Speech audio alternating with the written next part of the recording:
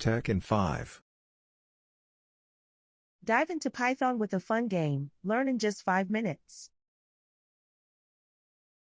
Have you ever found yourself watching the simply dance of the DVD logo on a screen, endlessly bouncing?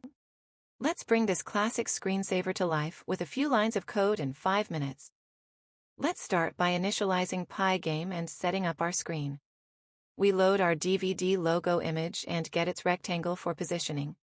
In our main game loop, we keep the screen refreshed, drawing our logo at its current position, ensuring it's always updated on our screen.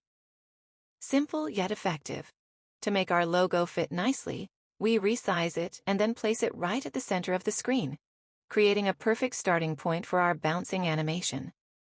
But how do we bring our DVD logo to life with movement?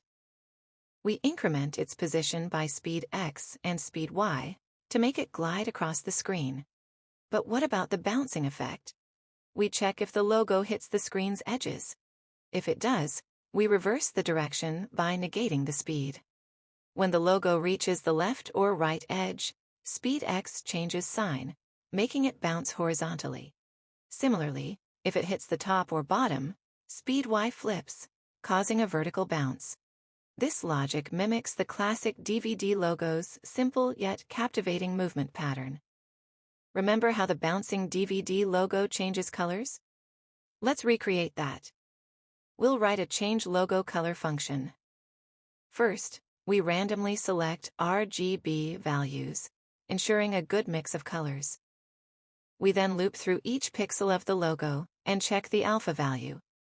If the pixel isn't transparent, we alter its color.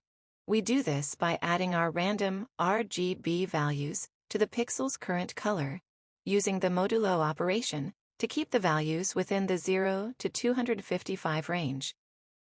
This way, we maintain the logo's texture while giving it a fresh, random color.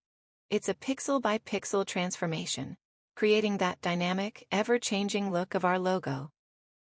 We apply this function each time the logo bounces off an edge, giving the impression that the bounce triggers the color change, just like the classic screensaver. This method, while simple, effectively mimics the reflective effect of the DVD logo, keeping the viewer engaged and adding an extra layer of fun to our simulation. Having mastered the bouncing and color-changing aspects, let's add an interactive twist to our game. We'll introduce a shooting mechanism. First, we need to draw an aiming reticle that follows the mouse. To achieve this, we get the mouse's current position and draw a red circle and crosshairs at that point, using the circle function and the line function. As we've introduced our custom aiming circle and crosshairs, the default mouse cursor becomes redundant, even distracting. To enhance the shooting experience, we make the default mouse cursor invisible, using mouse's set visible. This small change shifts the attention entirely to our aiming circle and crosshairs. When the player clicks the mouse, we capture that event. We then check if the cursor's position, obtained from event's pos method, intersects with the DVD logo's current position. If it does, and the logo isn't already spinning, we trigger the spinning effect by setting is spinning to true and resetting the spin count. Then each time our game loop runs, if is spinning is true, we increase spin count by spin speed. This increment controls how quickly and how long the logo spins. We then call our rotate logo function, which rotates the logo image by the spin count angle.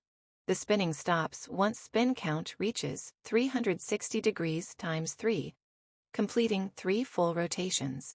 At this point, we reset spin count to 0 and stop the spinning by setting is spinning to false. In our rotate_logo function, we use Pygame's transform to rotate the image by the given angle. This creates a new image that's a rotated version of the original.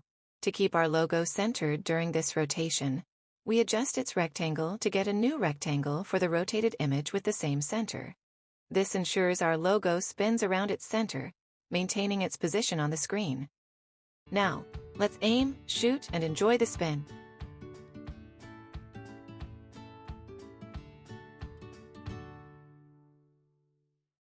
Stay tuned for more videos on Tech in 5.